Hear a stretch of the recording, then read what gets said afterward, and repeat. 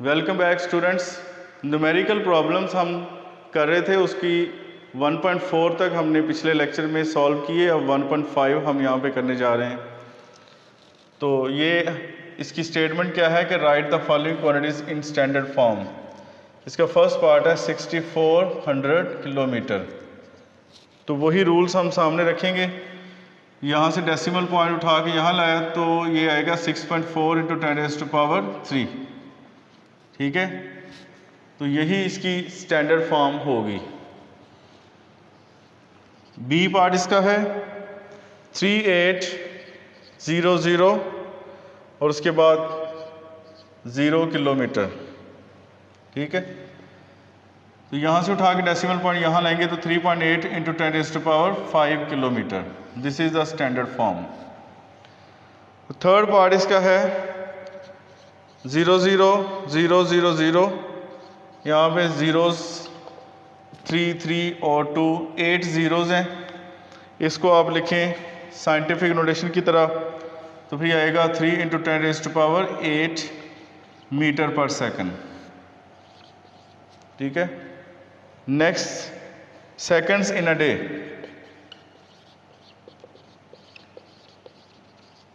अब एक डे में यानी कि एक दिन में 24 आवर्स और हर घंटे में हर आवर में 60 मिनट्स होते हैं और हर मिनट में 60 सेकंड्स होते हैं। तो इन सब को अगर आप मल्टीप्लाई करें तो आपके पास आएगा 86400 सेकंड्स। तो इस तरह इसको भी साइंटिफिक नोटेशन में लिखें 8.64 × 10⁻²34। तो this is the standard form ठीक है। तो 1.5 के बाद हम नेक्स्ट क्वेश्चन करने जा रहे हैं 1.6। On closing the jaws of a vernier callipers, zero of the vernier scale is on the right to its main scale. जो वर्नियर कैलिपर है उसके जाज को अगर मिलाया जाए तो वर्नियर का जो ज़ीरो है वो मेन स्केल के ज़ीरो से राइट साइड पे रह जाता है।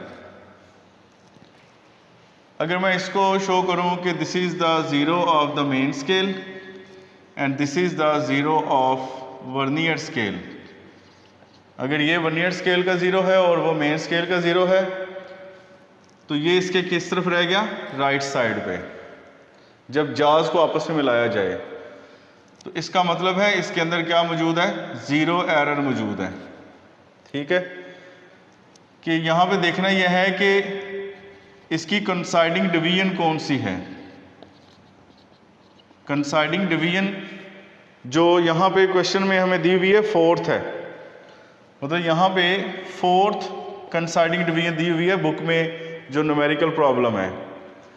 तो सबसे पहले हम लिखेंगे यहाँ पे इसका लीस्ट काउंट। वर्नियर कैलिपर का लीस्ट काउंट वो सेंटीमीटर में 0.01 सेंटीमीटर होता है।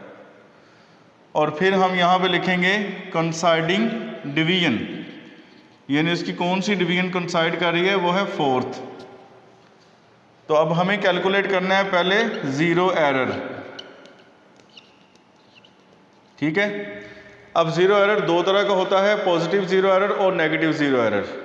अगर वर्नियर के ज़ीरो मेन स्केल के ज़ीरो के राइट साइड पे रह जाए तो ये होता है पॉजिटिव ज़ीरो एरर। तो यहाँ पे हम लिखेंगे पॉजिटिव। ज़ीरो एरर निकालने का तरीका क्या होता है कि ये जो नंबर ऑफ डिवीजन्स हैं अगर इसको n से रिप्रेजेंट करें, इसको हमने मल्टीप्लाई करना है लीस्ट काउंट के साथ। यहाँ पर भी मैं इसको n लिख देता हूँ ठीक है।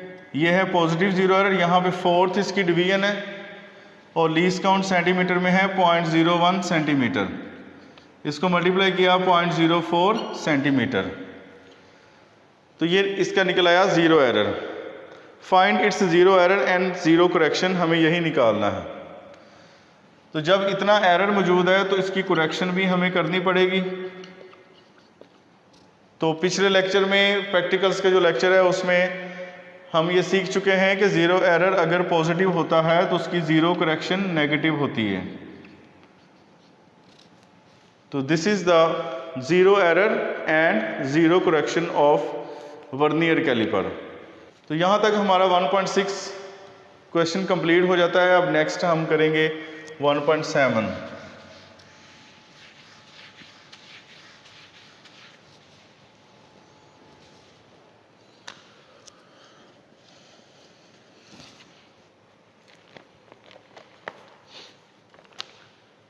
वन 1.7 की स्टेटमेंट भी आप बुक से देखें तो वहाँ आपको नजर आएगा, a screw gauge has 50 divisions on it's circular scale. यानी एक स्क्रू गेज है जिसकी ये मेन स्केल है और ये इसकी है सर्कुलर स्केल, और पीछे यहाँ पे इसका रैचेट है। हम मेजरिंग इंस्ट्रूमेंट्स में भी इसको पढ़ चुके हैं। तो यहाँ पे सर्कुलर उसकी डिवीजन्स की जो टोटल तादाद है वो है 50। अब ये है उसकी मेन स्केल। यहाँ पे आपको पता है कि उसका यू शेप्ड फ्रेम होता है, ठीक है, और यहाँ पे उसकी स्पिंडल है और यहाँ पे स्टड है। रैचेट से पकड़ के अगर आप इसको घुमाएं तो ये स्टड और स्पिंडल आपस में मिल जाएंगे। तो जब ये मिल जाएंगे तो उसके बाद हमने क्या करना है, इसको पूरा एक सर्कल रोटेट करना है, ठीक है। 1 रेवोल्यूशन मतलब पूरी एक सर्कल इसने घूमना है, पूरा सर्कल, और पूरा सर्कल घूमने पर जितना डिस्टेंस ये कवर करता है ऑन मेन स्केल वो इसकी पिच कहलाता है। तो हमें यहाँ पे पिच और इसकी सर्कुलर डिवीजन्स जो है वो यूज़ करनी है। उसकी total number of circular divisions है 50 और लीस्ट काउंट मालूम करना है। तो स्क्रू गेज का जो लीस्ट काउंट का फार्मूला है वो है पिच ऑफ स्क्रू गेज और नीचे है total number of circular divisions, ठीक है। इसको पूरा लिख लें, पिच ऑफ स्क्रू गेज। अब जो आपको स्टेटमेंट में पिच दी हुई है वो दी है 0.5 मिलीमीटर। यानी सर्कुलर स्केल एक पूरा जो रेवोल्यूशन करती है, मतलब पूरा चक्कर घूमती है, तो उस दौरान वो सिर्फ 0.5 मिलीमीटर का डिस्टेंस कवर करती है ऑन द मेन स्केल। तो टोटल नंबर ऑफ डिवीजन जो है वो है 50। अब इनको अगर आप डिवाइड करें तो आपके पास आएगा 0.01 millimetre. This is the least count of screw gauge, ठीक है। Next question 1.8, which of the following quantities have 3 significant figures. तो सिग्निफिकेंट फिगर्स की हमें यहाँ पे तादाद बतानी है। तो सिग्निफिकेंट फिगर्स की तादाद कैसे मालूम की जाती है, उसके लिए आप वीडियो लेक्चर देखेंगे सिग्निफिकेंट फिगर्स के मतलब। तो वो रूल्स हम यहाँ पे अप्लाई करेंगे और सिग्निफिकेंट फिगर्स की तादाद बताएंगे। फर्स्ट इसका पार्ट है 3.0066 मीटर है। तो इसमें देखें कि ये भी नॉन ज़ीरो है, ये भी नॉन ज़ीरो है। रूल्स के मुताबिक all non zero digits are significant, तो ये सिग्निफिकेंट हो गए। फिर इसका एक रूल है कि zeros in between significant figures are also significant. तो इनके दरमियान आने वाले ये जो जीरोस हैं वो भी सिग्निफिकेंट होगी। तो इस तरह total number of significant figures इसकी कितनी आ जाएंगी, 1 2 3 4 5 टोटल जो है इसकी क्या है, सिग्निफिकेंट फिगर्स हैं। इस तरह के क्वेश्चन जो है वो आपको MCQ में मिलते हैं। तो इसलिए इसमें कोई लंबी स्टेटमेंट बताने की ज़रूरत नहीं है कि ये कितने आएंगे और क्यों आएंगे, कैसे आएंगे, सिर्फ आपको इसका कंसेप्ट होना चाहिए। सेकंड इसका पार्ट है 0.00309 किलोग्राम। अब देखिए डेसिमल फ्रैक्शन में सिग्निफिकेंट फिगर्स या नॉन ज़ीरो डिजिट्स के लेफ्ट पे मौजूद जो ज़ीरोज़ हैं वो सिग्निफिकेंट नहीं होती, 1 2 3, तो इसमें नंबर ऑफ सिग्निफिकेंट फिगर्स आएंगे 3। इसका थर्ड पार्ट है 5.05 इंटू 10⁻⁻27 किलोग्राम। अब इसका एक रूल ये भी है कि अगर 10 की पावर में अगर कोई वैल्यू आती है तो उससे पहले आने वाली तमाम फिगर्स सिग्निफिकेंट होती हैं, 1 2 3। तो कितनी नंबर ऑफ सिग्निफिकेंट फिगर्स हैं, इसकी 3 हैं। नेक्स्ट क्वेश्चन है इसका 301.0 सेकंड में लिखा हुआ है। अब डेसिमल फ्रैक्शन में राइट साइड पे आने वाली जीरो सिग्निफिकेंट होती हैं, इसलिए इसकी नंबर ऑफ सिग्निफिकेंट फिगर्स होंगी 4। अब जो क्वेश्चन हमें पूछा गया है वो ये है कि which of the following quantities have 3 significant figures, कि इनमें से कौन सी क्वांटिटीज हैं जिनकी 3 सिग्निफिकेंट फिगर्स हैं। तो आप देखें बी और ये सी, तो आपका आंसर होगा बी एंड सी। ठीक है, तो ये 2 वैल्यूज हैं जिनमें 3 सिग्निफिकेंट फिगर्स मौजूद हैं। 1.9 हम सॉल्व कर रहे हैं अभी, वो है what are the significant figures in the following measurements. तो हमें सिग्निफिकेंट फिगर्स की यहाँ पे तादाद बतानी है। तो 1.009 मीटर, उसी तरह सिग्निफिकेंट फिगर्स के रूल को सामने रखें तो इसमें आएंगी 4। ठीक है, इसका सेकंड पार्ट है 0.00450 किलोग्राम, तो इसकी सिग्निफिकेंट फिगर्स होंगी 3। थर्ड है 1.66 इंटू 10⁻⁻27 किलोग्राम। ठीक है, तो 10 की पावर से पहले ये 3 डिजिट्स हैं, तो इसकी सिग्निफिकेंट फिगर्स होंगी 3। और उसके बाद है 2001 सेकंड, तो इसकी सिग्निफिकेंट फिगर्स होंगी 4। तो सिर्फ हमने इसमें नंबर ऑफ सिग्निफिकेंट फिगर्स ही बतानी है।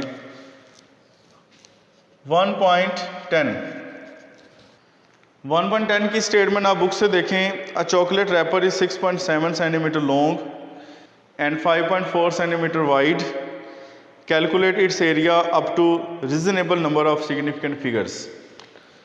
तो एक रैपर है, उसकी लेंथ दी हुई है आपको 6.7 सेंटीमीटर, और वाइड का मतलब होता है उसकी विड्थ, वो है 5.4 सेंटीमीटर। हमें उसका एरिया कैलकुलेट करना है। अब एरिया का जो फार्मूला है वो है length multiplied by width. Length है 6.7 सेंटीमीटर और ये है 5.4 सेंटीमीटर। इनको अब हमने मल्टीप्लाई करना है। इनको मल्टीप्लाई किया तो आएगा 36.18 सेंटीमीटर, और सेंटीमीटर भी आपस में मल्टीप्लाई होंगे तो वो आएगा सेंटीमीटर स्क्वायर।